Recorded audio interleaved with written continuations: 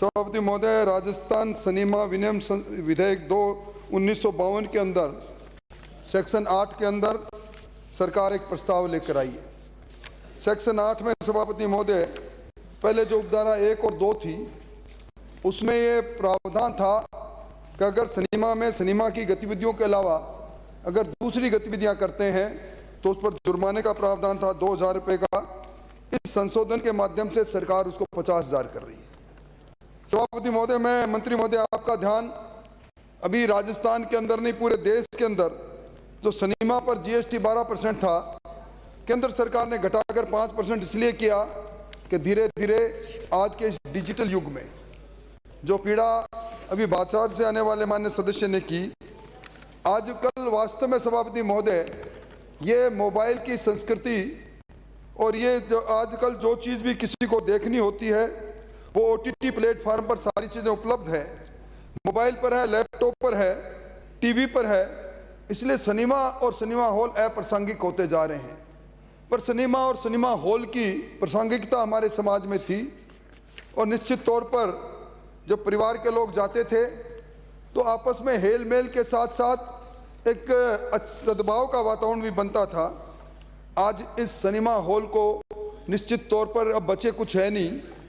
मेरा तो आपसे ये अनुरोध है कि इनको प्रोत्साहित करने के लिए जो अस्तित्व खो रहे हैं, मुझे याद आ रहा है सभापति महोदय, मंत्री महोदय का एक बहुत पुराना दोस्त मुझे मिल गया था। उन्होंने मुझे इनके उन जवानी के दिनों में कि मंत्री महोदय कहाँ मिलेंगे, उस सिनेमा हॉल पर मिलेंगे, उस सिनेमा हॉल के उस साइकिल स्टैंड पर मिलेंगे। ये एक संस्कृति एक हुआ करती थी।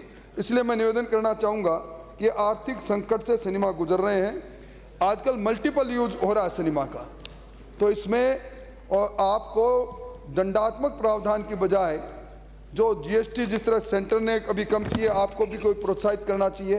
और एक सभापति महोदय, सब जगह पर अलग अलग भाषा के सिनेमा आते हैं। हमारी राजस्थान की समृद्ध भाषा है, हमारा राजस्थान का समृद्ध इतिहास है। मैं देख रहा हूँ लगातार राजस्थान के भाषा के में सिनेमा फिल्म आना बंद हो गई क्योंकि सरकार इन रचनात्मक ज्ञानवर्धक फिल्मों को टैक्स फ्री करने में कंजूसी करती है। और कई बार अभी द केरल फाइल्स आई, ज्ञानवर्धन फिल्म थी, पर उसके बाद भी उसको दूसरे नज़रिए से देखा जाना लगा।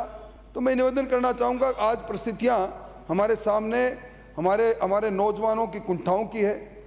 ये इस मोबाइल की संस्कृति ने इस डिजिटल युग के अंदर पूरी चीज़ों को बदल दिया। एक घर में एक छत के नीचे भी अगर 5 परिवार के सदस्य हैं तो आपस में बातचीत नहीं करते। इसलिए मैं निवेदन करना चाहूँगा कि सरकार इस पर सोचे। दंडात्मक प्रावधान से कुछ है नहीं, मल्टीपल यूजेज इसके होने दो ताकि थोड़े बहुत सिनेमा बचे हैं तो वो भी जीवित रह सके। माननीय मंत्री